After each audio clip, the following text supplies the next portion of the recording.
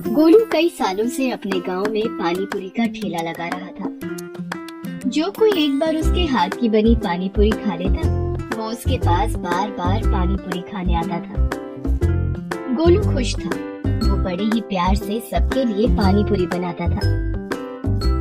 अजी सुनो ना, चलो ना मेले में घूम कर आते हैं। कितने दिन हो गए हमें साथ में बाहर निकले। नहीं लता, देख तो रही हो कितना काम बाकी है अभी। पानी बनाना है, फिर पूरियां भी तो तलनी है। ओफो, ये सब तो रोज ही करते हो।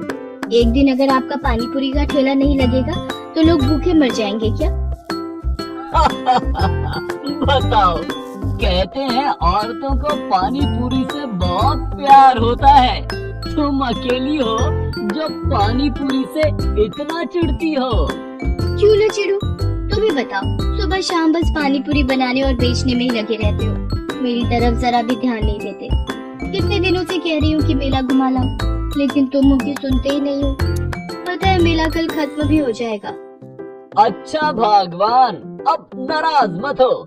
चलो घुमा लाता हूँ, पर वादा करो वापस आने के बाद मेरी मदद करोगी पानी पूरी बनाने में।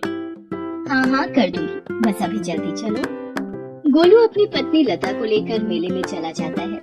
वो मेला हर साल गांव के बड़े मैदान में लगता था, जहाँ दूर दूर से आकर लोग अपनी दुकानें लगाते थे। गोलू भी मेले में अपना पानी पूरी का ठेला लगाना चाहता था, लेकिन इसके लिए जो किराया जाता था वो दे पाना गोलू के बस से बाहर था। मेले में पहुंचकर लता अपने लिए खरीदारी करने लगती है, लेकिन गोलू की नजर एक चाट की दुकान पर टिक जाती है। उस चाट की दुकान पर बहुत भीड़ लगी हुई थी। वो लता से कहता है, लता, पानी पूरी खाओगी क्या? क्या? यहाँ भी पानी पूरी? मुझे नहीं खानी। अच्छा ठीक है, तुम्हें अपने लिए जो खरीदना है खरीद लो, मैं बस अभी आता हूँ। इतना कहकर गोलू उस चाट की दुकान पर जाता है। वो देखता है कि वहाँ चाट लेने के लिए पहले पैसे देकर टोकन खरीदना था। वो टोकन लेने के लिए लंबी लाइन में लग गया। कुछ देर बाद उसका नंबर आया तो उसने 10 रुपए का नोट आगे बढ़ाते हुए कहा, भैया एक प्लेट पानी पूरी। इसमें तो एक ही गोलगप्पा आएगा भाई, 50 की प्लेट है। क्या कहा? 50 की? क्या लूट मचा रखी है भाई, पानी पूरी ही तो है। ये कोई ऐसी वैसी पानी पूरी नहीं है, दिल्ली का मशहूर ब्रांड है हमारा। हैं? पानी पूरी में भी कोई ब्रांड होता है क्या? अरे जैसे सब बनाते हैं वैसे ही तो बनाते होंगे ना। खुद ही देख लो, पानी के कितने सारे फ्लेवर हैं, और सबसे बड़ी बात, हाइजीन का बहुत ख्याल रखा जाता है यहाँ। ये सड़क वालों की तरह नहीं कि किसी भी पानी में बना दिया, किसी भी तेल में तल दिया। आरओ का शुद्ध पानी इस्तेमाल करते हैं हम, और देसी घी में तली जाती हैं हमारी पूरियां। तुम्हें पता है, बड़े बड़े सेलिब्रिटीज आकर खाते हैं दिल्ली में हमारी पानी पूरी। तो भैया ये तो बताओ कि दिल्ली छोड़कर यहाँ गांव में क्या कर रहे हो? हम खुद नहीं आए, हमें मेले के आयोजनकर्ताओं ने बुलाया है, ताकि गांव के लोगों को भी हमारी खास चाट चखने का मौका मिल सके। चलो अब और टाइम बर्बाद मत करो, पानी पूरी खानी है तो निकालो 50 का पत्ता, वरना रास्ता नापो। हाँ हाँ रुको, देता हूँ पैसे। मैं भी तो देखूं, ऐसा क्या खास है तुम्हारी पानी पूरी में? गोलू 50 रुपए देकर एक प्लेट पानी पूरी खरीद लेता है और फिर उसे खाने लगता है।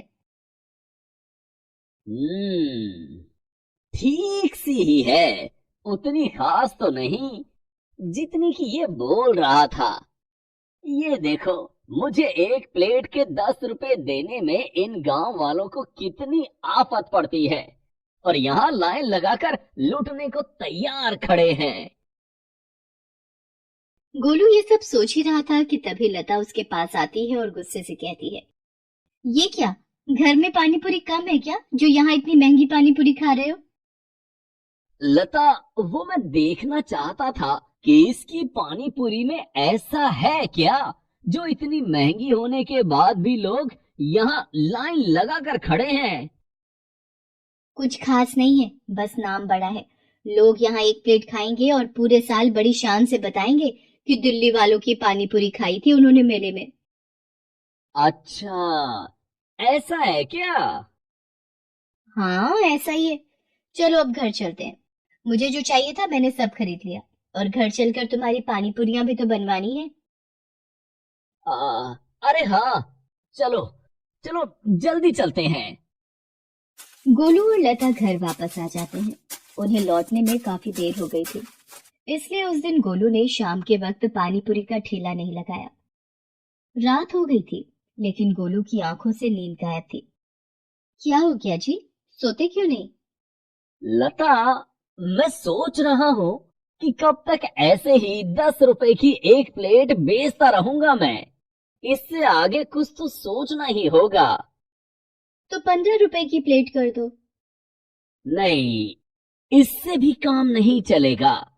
अगर गांव के लोग 50 रुपए की एक प्लेट खरीद कर खा सकते हैं, तो फिर क्यों ना मैं भी कुछ ऐसा करूं जिससे लोग मुझे भी वही दाम देने लगे। हैं? लेकिन ऐसा क्या करोगे जी? तू बस देखती जा लता, क्या करता हूँ मैं। गोलू अगले ही दिन अपना सारा सामान बांध कर कहीं जाने की तैयारी करने लगता है। ये देखकर लता उससे पूछती है, अरे कहाँ जा रहे हो सुबह सुबह? ठेला नहीं लगाना क्या? नहीं, अब से कुछ दिनों तक ठेला नहीं लगेगा। मैं ताऊ जी के पास जा रहा हूँ कुछ दिनों के लिए। हैं? पर यूं अचानक? कुछ हुआ है क्या? कुछ नहीं हुआ, बस तुझसे कोई मेरे बारे में पूछे तो बोलना कि मैं दिल्ली गया हूँ पानी पूरी बनाना सीखने, समझी? लता गोलू का इशारा समझ गई थी। गोलू कुछ दिनों के लिए अपने रिश्तेदारों के घर चला जाता है। फिर कुछ दिनों के बाद, आइए आइए, दिल्ली वालों की मशहूर पानी पूरी खाइए। वो पानी पूरी जो बड़े बड़े लोग खाते हैं, आप भी खाइए और बड़े आदमी बन जाइए। खट्टा पानी, मीठा पानी, सौंफ वाला पानी, जीरे वाला पानी, खांसी है तो अदरक वाला पानी, सब मिलेगा यहाँ। गोलू ने अपने ठेले को बिल्कुल बदल दिया था। मेले में जो उसने चाट की बड़ी दुकान देखी थी, ठीक उसी की तर्ज पर उसने अपने ठेले को तैयार किया था। इसके अलावा गोलू ने पानी पूरी का रेट भी बढ़ा दिया। 10 रुपए प्लेट से सीधे 50 रुपए प्लेट। अरे गोलू, कहाँ थे भैया? इतने दिनों से तरस गए तुम्हारी पानी पूरी के लिए। और ये तो बताओ, ये क्या ताम झाम लगा लिए हो और पैसे क्यों बढ़ा दिया? 10 से 15 करते, 20 करते तो समझ में भी आता, सीधे 50 रुपए। क्या चाह रहे हो भैया? बस आप लोगों को बढ़िया पानी पूरी खिलाना चाह रहा हूँ, और क्या। अरे पर तुम्हारी पानी पूरी तो पहले भी बहुत बढ़िया थी, फिर इस सब की क्या जरूरत थी? जरूरत थी काका, गांव है तो क्या हुआ, यहाँ के लोगों को भी शहरों की तरह बढ़िया खाने का पूरा हक है। अब दिल्ली वालों की चाट का नाम तो सुना ही होगा आपने। अरे वही जिनकी मेले में बड़ी सी दुकान लगी थी इस बार। हाँ हाँ, खाए थे हम वहाँ। बस उन्हीं से सीख कर आया हूँ मैं। दिल्ली जाकर बड़ी मिन्नतें की, पैसा भी खिलाया, तब जाकर मुझे सिखाया उन्होंने अपना पानी पूरी बनाने का तरीका। और फिर ठीक वैसे ही बनाई है ये पानी पूरी आपके लिए। अब सिर्फ मेले में ही क्यों, पूरे साल खाओ दिल्ली वालों की मशहूर पानी पूरी। बताओ काका, कौन सा पानी लोगे? हाँ, ऐसा करो, मुझे तो अपना पुराना वाला ही लगा दो। गोलू ने अपने पानी पूरी के ठेले की काया पलट के लिए काफी खर्चा कर दिया था। इस उम्मीद में कि लोगों को ये सब पसंद आएगा और वो महंगे दाम पर पानी पूरी बेचकर ज्यादा मुनाफा कमा पाएगा। शुरू में ऐसा हुआ भी। लोगों ने शौक शौक में उसके पास से खूब पानी पूरियां खाई, लेकिन फिर धीरे धीरे लोगों ने उसके पास आना कम कर दिया। हालत ये हो गई कि गोलू की बनाई पानी पूरियां बचने लगी। मजबूर होकर गोलू उन्हीं बासी पानी पूरियों को बेचने लगा। ची ची ची ची ची। अरे गोलू, ये पानी पूरी तो बिल्कुल करारी नहीं है, और ये पानी, ओहो, इसका स्वाद कितना बेकार है। इतनी महंगी, और ये पानी पूरी, पता नहीं क्या कर रहे हो तुम। ना तुम पहले जैसे हो और ना तुम्हारी पानी पूरियां। वो ग्राहक बिना पैसा दिए और बिना पानी पूरी खाए ही वहां से चला जाता है। गोलू को समझ आ गया था कि वो अब कभी भी उसके पास पानी पूरी खाने वापस नहीं आएगा। गोलू काफी देर तक अपना ठेला लेकर खड़ा रहा, लेकिन कोई भी उसकी पानी पूरी खाने नहीं आया। गोलू का सारा सामान खराब हो गया था। वो उदास होकर घर वापस आ गया और सिर पकड़कर रोने लगा। अरे क्या हुआ जी, ऐसे क्यों रो रहे हो? मेरी किस्मत ही खराब है लता। पहली बार कुछ अलग करने की कोशिश की और देखो क्या हो गया। कोई मेरी पानी पूरी नहीं खा रहा। नहीं, इसमें किस्मत का दोष नहीं है जी। ये सब तो लालच का फल है जो आपके मन में आ गया था। गलती मेरी भी है, मुझे आपको पहले ही रोकना चाहिए था, लेकिन अभी भी देर नहीं हुई है। नहीं लता, लोग मुझसे नाराज हो गए हैं। वो अब कभी मेरी पानी पूरी खाने नहीं आएंगे। बिल्कुल आएंगे जी। आपसे गलती हुई है। अगर आप अपनी गलती मान लें और वापस पुराने दाम पर पानी पूरी बेचें, तो मुझे लगता है कि आपके ग्राहक जरूर वापस आएंगे। गोलू लता की बात मान लेता है और फिर से अपने पुराने ठेले और रेट के साथ पानी पूरी बेचने लगता है। लोग उसे देखकर खुश हो जाते हैं और पहले की तरह उसकी पानी पूरी फिर से बिकनी शुरू हो जाती है। सोनापुर गांव में राधा अपने पति हरिया और सास जानकी के साथ रहती थी। हरिया सब्जी का ठेला लगाता था, उसी कमाई से उनका घर चलता था। राधा एक बहुत ही नेक और समझदार औरत थी। वो घर का सारा काम करती और अपने पति और सास की खूब सेवा करती थी।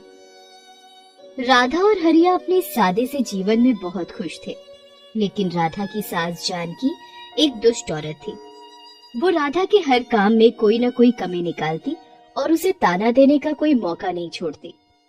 पर राधा सब कुछ चुपचाप सुनती और अपना काम करती रहती। वो कभी भी पलटकर जानकी को जवाब नहीं देती थी। इसी तरह उनके दिन बीत रहे थे। एक दिन राधा ने खाना परोसा तो उसकी सास बोली, अरे राधा, कितने दिन हो गए, तुझे अभी तक खाना बनाना नहीं आया? ये क्या बेस्वाद खाना मेरे आगे रख दिया है। क्या हुआ माँ जी? होना क्या है, मेरी तो किस्मत ही फूट गई जो अपने बेटे के लिए तुझ जैसी निकम्मी बहू ले आई। तुझे तो खाना तक बनाना नहीं आता। ये कहते कहते जानकी खाना छोड़कर चली गई। इसी तरह वो आए दिन हर काम पर राधा को कोई ना कोई ताना देती रहती। हरिया खूब मेहनत करके सब्जी लाता और दिन भर उसे बेचने के बाद शाम को जब थका हारा घर आता तो उसकी माँ जानकी राधा की बुराइयां लेकर बैठ जाती। बेटा, तू तो सारा दिन घर से बाहर मेहनत करता है, तुझे क्या पता तेरी बीवी तो मुझे ठीक से 2 वक्त का खाना भी नहीं देती। अरे माँ, क्यों गुस्सा होती हो? मैं उसे समझा दूंगा, अब वो तुम्हारा मनपसंद बना दिया करेगी। हरिया भी कभी अपनी माँ के आगे नहीं बोलता था। दोनों अपनी माँ की बहुत इज्जत करते थे, परंतु जानकी हमेशा राधा के पीछे पड़ी रहती थी और उसे जली कटी सुनाती रहती थी। एक दिन हरिया सब्जी का ठेला लेकर घर को वापस आ रहा था। तभी रास्ते में उसका एक्सीडेंट हो जाता है, जिसमें उसे बुरी तरह चोट आती है। कुछ राहगीर उसे उठाकर अस्पताल ले जाते हैं और उसके घर पर खबर पहुंचा देते हैं। हरिया को काफी ज्यादा चोट आने के कारण और बहुत खून बह जाने के कारण काफी कमजोरी आ जाती है। डॉक्टर राधा को समझाते हैं, देखिए, इनकी हालत ठीक होते होते काफी समय लग जाएगा, क्योंकि इनकी एक टांग पर गहरी चोट आई है, जिस वजह से कुछ महीनों तक इन्हें आराम ही करना होगा। यदि आराम नहीं किया गया तो ये जीवन भर शायद चल ना पाए। जी डॉक्टर साहब, मैं इनका पूरा ध्यान रखूंगी। राधा हरिया को लेकर घर आ जाती है। अब राधा पर बहुत काम आ जाता है। उसे घर के साथ साथ हरिया का भी पूरा ध्यान रखना था। उसका हर छोटा बड़ा काम उसे करना पड़ता था। हरिया के इलाज पर वो सारा पैसा खर्च हो गया जो राधा ने जोड़ कर रखा था।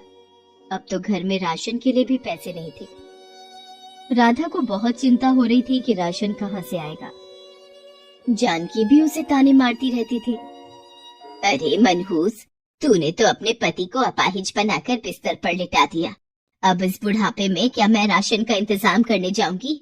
तू तो जवान है, कुछ काम क्यों नहीं करती?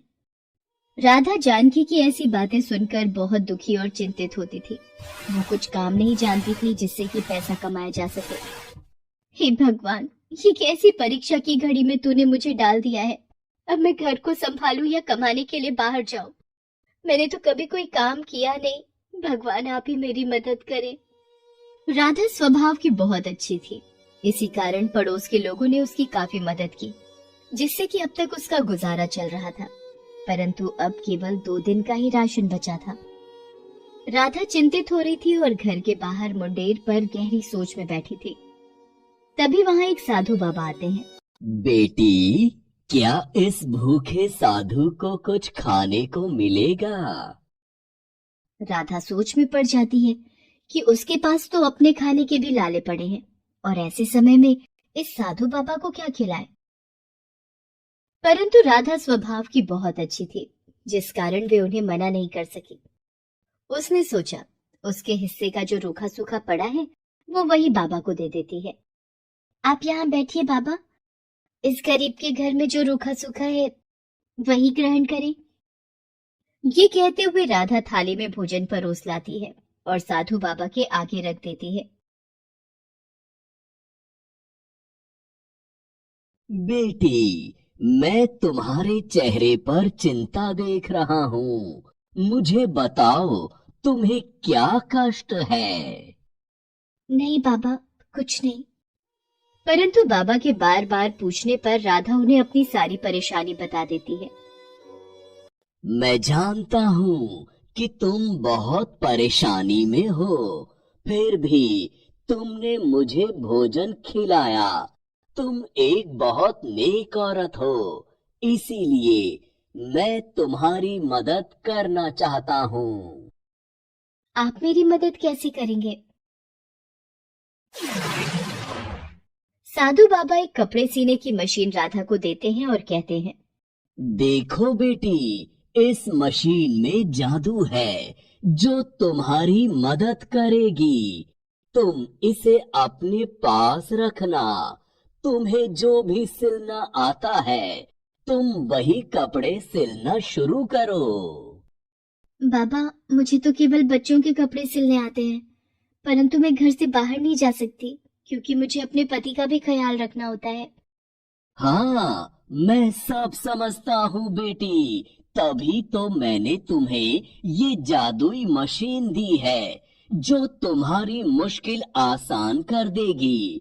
तुम घर बैठे ही बच्चों के कपड़े सिलना, देखना तुम्हें उस काम में खूब सफलता और पैसा मिलेगा, जिससे तुम्हारी सारी परेशानियां दूर हो जाएंगी और तुम्हारी सास भी तुम पर नाराज नहीं होगी। इस मशीन से कोई कपड़ा खराब नहीं बनेगा। तुम जो भी बनाओगी वो बहुत अच्छा बनेगा। आपकी बहुत कृपा साधु बाबा, आपने तो मेरी परेशानी हल कर दी। अच्छा, अब मैं चलता हूँ। तुम जल्दी अपना काम शुरू कर दो। ये कहते हुए साधु बाबा वहाँ से चले जाते हैं और राधा वो मशीन अपने कमरे में रख लेती है। अगले ही दिन से राधा बच्चों के कपड़े सिलने का काम शुरू कर देती है। आस पड़ोस में कुछ घरों के लिए वो कपड़े सिलती है जो कि सभी को बहुत पसंद आते हैं। अरे बहन, तुमने मेरी बेटी का जो फ्रॉक बनाया था वो मेरी सभी सहेलियों को बहुत पसंद आया। वो सब भी तुमसे कपड़े सिलवाना चाहती हैं। हाँ हाँ, क्यों नहीं, तुम उन्हें मेरे घर ले आना। इस तरह से राधा का काम सभी को बहुत पसंद आता है और उसके पास कपड़े सिलवाने वालों की भीड़ बढ़ती जाती है। बाबा के आशीर्वाद से राधा का काम खूब फलने फूलने लगता है। अब वो घर पर रहकर ही अपने पति का ध्यान भी रखती और कपड़े सिलने का काम भी करती है। इस तरह काम चलने के बाद राधा के घर में खूब पैसे आने लगते हैं और उनके घर में किसी चीज की कोई कमी नहीं रहती। वो अपने पति और सास के लिए खाने पीने की खूब चीजें लाती है। उसकी सास उसे किसी प्रकार का ताना नहीं दे पाती। हरिया की तबीयत भी दिनों दिन ठीक होती जाती है और वो एक दिन राधा से कहता है, राधा, अब मेरी तबीयत काफी ठीक हो गई है। मैं भी तुम्हारे साथ तुम्हारे काम में मदद कर सकता हूँ। तुमने मेरी इतनी सेवा की और मेरे घर माँ का भी ध्यान रखा, साथ साथ तुमने ये काम भी चलाया। मैं तुम्हारा शुक्रिया अदा करना चाहता हूँ। ये सब बातें सुनकर राधा की सास भी शर्मिंदा हो जाती है और अपनी बहू से कहती है, बेटी, मुझे माफ कर दो। मैंने तुम्हारी काबिलियत पर हमेशा शक किया और तुम्हारे हर काम करने के बाद भी मैंने तुम्हें ताना ही मारा, परंतु आज तुम्हारी वजह से मेरा बेटा भी ठीक हो गया और हमारे घर में किसी चीज की कोई कमी भी नहीं रही। अरे माँ जी, आप माफी क्यों मांग रही हैं? ये मेरा ही घर है, आप लोग मेरे अपने हैं। मेरा फर्ज बनता है कि मैं इस घर का पूरा ध्यान रखूं और मैंने पूरी कोशिश भी की। बस आप दोनों का आशीर्वाद मुझ पर ऐसे ही बना रहे। राधा की एक पड़ोसन उसकी ये सफलता देखकर बहुत जलती है और राधा से बातों बातों में पूछ लेती है कि आखिर उसकी सभी परेशानियां खत्म होने का क्या राज है।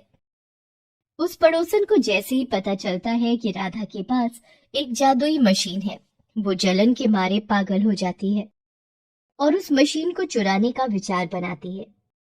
एक दिन जब राधा घर पर नहीं थी, वो बहाने से उसके घर जाती है और उसकी मशीन चुराकर अपने घर ले आती है। वो जैसे ही मशीन पर काम करने लगती है, उसके दोनों हाथ बुरी तरह जख्मी हो जाते हैं और जलने लगते हैं। वो जोर जोर से मदद के लिए चिल्लाने लगती है। तभी उसकी आवाज सुनकर राधा भागी हुई उस पड़ोसन के घर आती है और देखती है कि उसकी जादुई मशीन उस पड़ोसन के पास है और वो जख्मी हालत में चिल्ला रही है। राधा जल्दी से उसके हाथों की आग बुझाती है और मरहम पट्टी करती है। ये सब होने के बाद वो पड़ोसन बहुत शर्मिंदा होती है और राधा से माफी मांगती है। मुझे माफ कर दो राधा, मैंने जलन में आकर तुम्हारी जादुई मशीन चुरा ली, जिसका मुझे ये फल मिला। लेकिन तुमने फिर भी मेरी मदद की। तुम बहुत अच्छी हो राधा, तभी तुम पर भगवान का आशीर्वाद है। मैंने चोरी करके बहुत बड़ी गलती की, मुझे माफ कर दो। नहीं बहन, ऐसी बातें मत करो। गलती तो हर इंसान से हो जाती है।